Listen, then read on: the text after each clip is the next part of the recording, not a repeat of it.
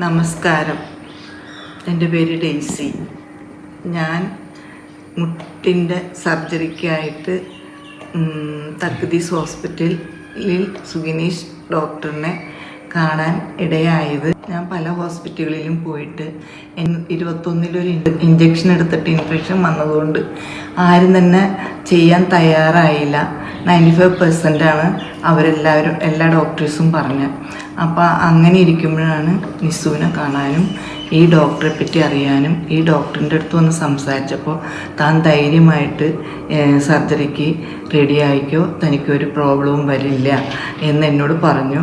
ആ വിശ്വാസത്തെ ഞാൻ കഴിഞ്ഞ വ്യാഴാഴ്ച ഇവിടെ അഡ്മിറ്റായി. വെള്ളിയാഴ്ച എൻ്റെ സർജറി ഭംഗിയായിട്ട് നടന്നു.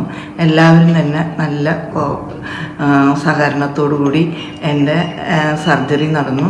ഞാൻ അന്ന് ICUവിൽ വന്ന പിറ്റേ ദിവസം ഞാൻ നടന്നെന്ന് വെച്ചാൽ വാക്കറിൽ ബാത്റൂമിലേക്ക് പോയി. ഞാൻ ഇതിക്ക് മുമ്പ് നടന്നിരുന്നത് വാക്കിംഗ് സ്റ്റിക്കിലായിരുന്നു. ഇപ്പോൾ വാക്കറാണ് ഞാൻ ഉപയോഗിക്കുന്നത്. വാക്കർ ഉപയോഗിച്ച് ഞാൻ ഈ റൂമിലും എല്ലാം നടക്കാൻ തുടങ്ങി. എൻ്റെ പേഴ്സണലായിട്ടുള്ള കാര്യങ്ങൾക്കൊന്നും യാതൊരു സപ്പോർട്ടും ഇല്ലാതെ ഞാനിപ്പോൾ ചെയ്യുന്നുണ്ട്. പിന്നെ അത് കഴിഞ്ഞ് 5-ാമത്തെ ദിവസം എന്നെ സ്റ്റെപ്പ് കയറ്റി ഇറക്കി.